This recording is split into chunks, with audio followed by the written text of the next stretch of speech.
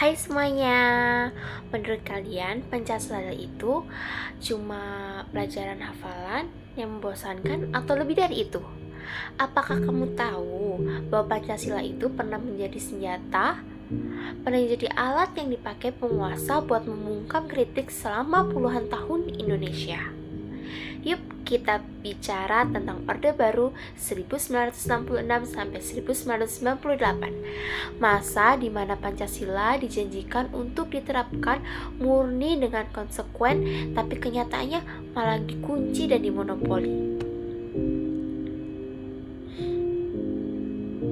Peristiwa kunci monopoli Pancasila, Orde Baru menjadikan Pancasila sebagai pedoman, penghayatan, dan pengamalan Pancasila atau yang kita kenal sebagai P4.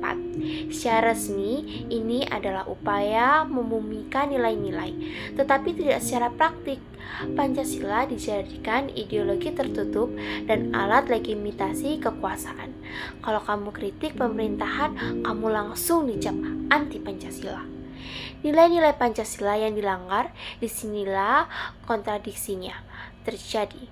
Meskipun Pancasila dielu-elukan, beberapa silanya justru dilanggar habis-habisan. Yang pertama, sila keempat, kerakyatan. Nilai-nilai demokrasi dan musyawarah mati suri. Kekuasaan terpusat di tangan elit dan partisipasi politik rakyat dibatasi. Hak untuk mendapat itu mahal harganya. Yang kedua, sila kelima. Memang pembangunan ekonomi saat itu pesat, tetapi apakah adil jika di balik pertumbuhan itu ada KKN? KKN, korupsi, kolusi, dan nepotisme yang merajalela.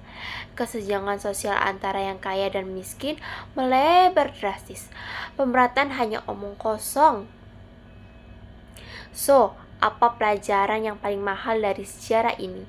Ini dia, Pancasila itu harus jadi ideologi terbuka yang bisa kita kritik dan kita terjemahkan sesuai perkembangan zaman.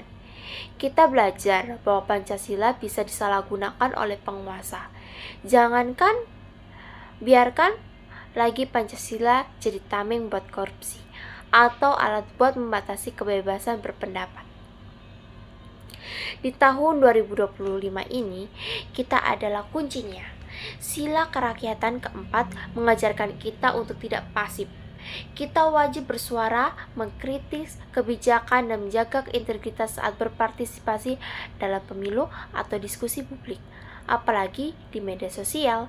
Nilai keadilan sosial sila kelima bukan cuma soal ekonomi keadilan di era digital. Itu artinya melawan hoax, melawan cyberbullying, dan memastikan kesetaraan akses informasi buat semua orang.